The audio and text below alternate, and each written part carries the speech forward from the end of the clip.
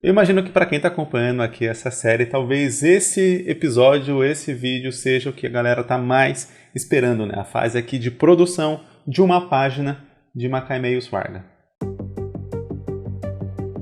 Existe uma mística muito grande, eu esqueci de me apresentar.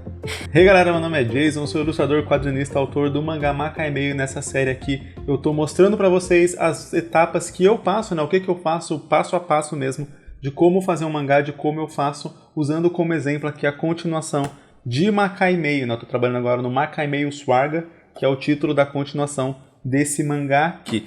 E, voltando agora, sim, para o tema do vídeo, que é a parte de produção de página, né? Eu estava falando que existe uma mística muito grande em torno de produzir uma página de mangá, né? Eu acho que não é à toa que os maiores pedidos que tem aqui no canal é para mostrar, mostra como que faz uma página de mangá e tal.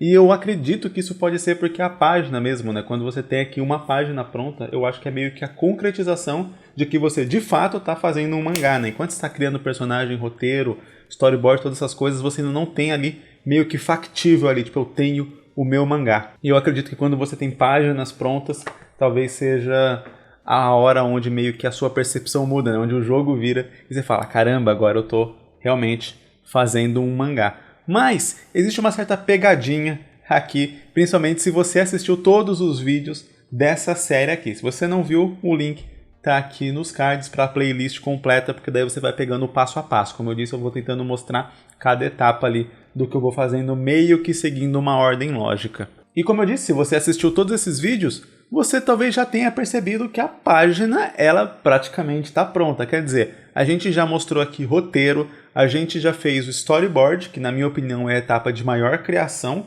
de um mangá, porque é onde você realmente vai criar cenas, vai criar os ângulos, vai criar os quadros, vai criar as falas, você vai ter que realmente pensar e criar e tirar da sua cabeça todas aquelas ideias que você tem e de fato colocar elas numa ordem, numa sequência, em algo ali palpável, no modo como aquilo vai ficar quando estiver pronto, por mais que ainda seja uma etapa de esboço e de criação, mas você já tem que basicamente tirar da sua cabeça e colocar no papel ali pela primeira vez.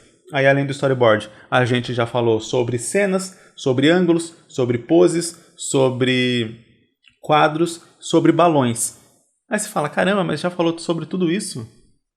A página está praticamente pronta, porque o que falta agora basicamente na página é deixar ela bonita, é fazer os pretos, fazer os contornos ali da página para deixar ela visualmente atrativa, porque todo o resto, toda a etapa de criação de fato de uma página já foi feita nas etapas anteriores aqui. Por isso que eu falei, vem aqui todos os vídeos dessa série, porque você vai ter uma visão muito mais ampla de como que faz uma página de mangá, do que se eu simplesmente iniciasse aqui e mostrasse fazendo uma página.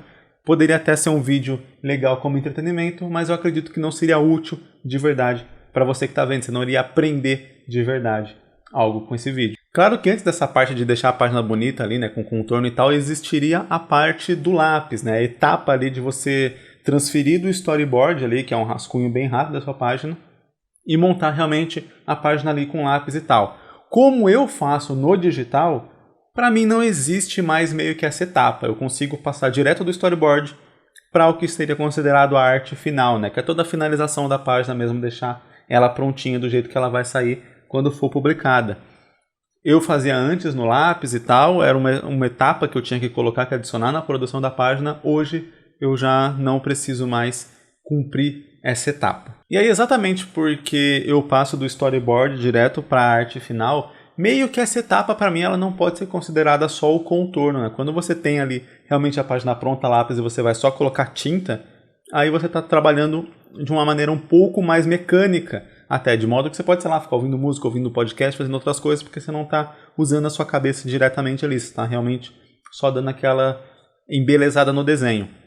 No meu caso, eu preciso ainda ter um certo nível de criação nessa etapa, porque por mais que eu faça o storyboard com mais detalhes do que um storyboard deveria ter, é fato que ainda não deixa de ser um storyboard, né? Ele tem ali um espaço menor e tal, então eu não consigo colocar todos os detalhes que uma etapa de lápis, por exemplo, teria.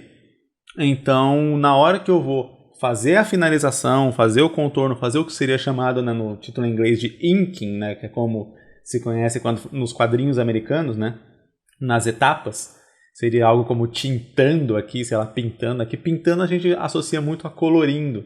Então é uma tradução que não comporta muito. Seria o que a gente talvez chamaria de contorno mesmo. Enfim, não tem uma tradução direta. De qualquer modo, eu tenho que meio que fazer uma certa parte ali de criação do desenho quando eu estou finalizando ali, contornando e tal, fazendo essa etapa de inking no computador. Por exemplo, uma das etapas que eu mais preciso prestar atenção e criar nesse momento são as expressões dos personagens. Porque como eu faço o storyboard numa folha A4 e eu divido ela em dois, então o desenho de um modo geral, até para ele cumprir o papel de ser um storyboard, ele acaba sendo menor. Então mesmo que, como eu disse, eu coloque mais detalhes do que o normal, eu não consigo colocar tantos detalhes assim. E nem deveria, até porque é um storyboard, eu ainda preciso que ele seja relativamente rápido de ser produzido para que eu possa alterar ele com certa facilidade depois, sem perder muito tempo nesse processo de alteração e de refazer ele. Então as expressões dos personagens nem sempre eu tenho espaço ali dentro dessa etapa de storyboard para conseguir desenhar as expressões certinhas. E num mangá, quando a gente está falando de mangá, as expressões talvez sejam um dos pontos mais importantes ali da perspectiva visual da sua história, né? Então o leitor que está vendo as expressões dos personagens são aquilo que grita ali nas páginas, porque é através das expressões deles que o leitor vai captar as emoções da história. E aí o objetivo de toda história é causar emoção em quem está vendo, quem está acompanhando, quem está consumindo aquela história. Outra etapa também que acaba tomando bastante tempo e criação, né? E que exige bastante criação quando eu estou fazendo no digital, são os cenários, porque, né, o mesmo motivo quase das expressões. Eu tenho ali um storyboard, ele é algo feito mais às pressas, ele é algo feito mais com base em um rascunho, mais no RAF, ali um esboço.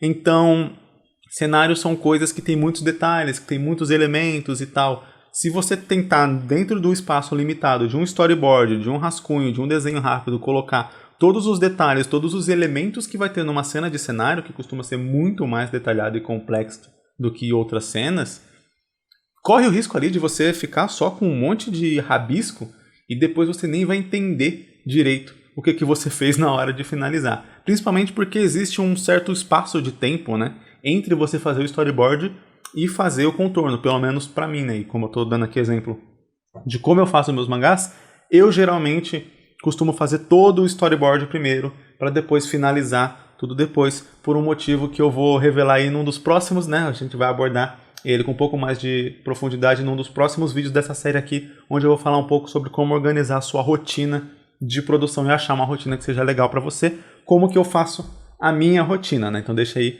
para os próximos vídeos. E se você não é inscrito aqui no canal, se inscreve e ativa as notificações para você ser notificado quando esse vídeo aí sair.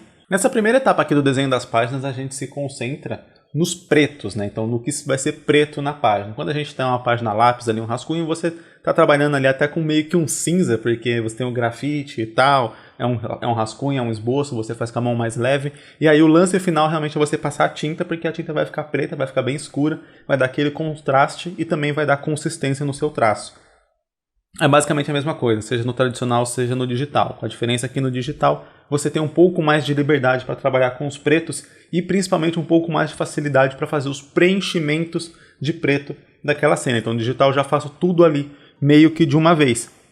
Eu já consigo fazer o desenho, fazer os preenchimentos de preto ao mesmo tempo, porque às vezes com um clique só eu já consigo preencher uma área gigante de preto, coisa que quando eu fazia no tradicional já demorava bem mais, né? Eu tinha que fazer toda a parte de contorno mesmo primeiro, inclusive se você faz no tradicional, aí pega essa dica aí mais ou menos, para você até evitar alguns problemas.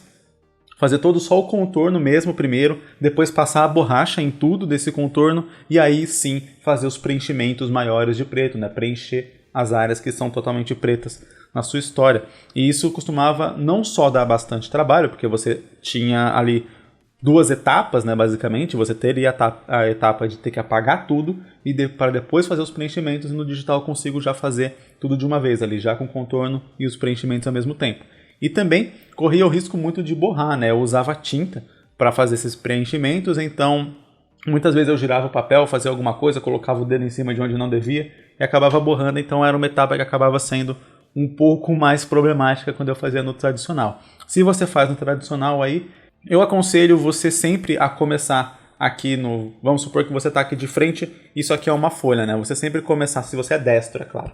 Você sempre começar aqui no topo da folha do lado esquerdo e aí ir trabalhando para o seu lado direito e de cima para baixo, porque a sua mão sempre vai ficar assim e aí você não vai colocar aqui, arriscar colocar o braço em cima de onde você já pintou, principalmente se você trabalha com tinta. Eu particularmente acho interessante para áreas grandes de preto você trabalhar com tinta nanquim, tem tintas nanquins mais baratas que vão servir muito bem para esse caso e você não vai gastar tanto. Você pegar ali um nanquim Talens, por exemplo, que é bem caro e querer usar ele para preencher uma página inteira de preto, você vai acabar com sua tinta inteira em 1, 2, 3 páginas.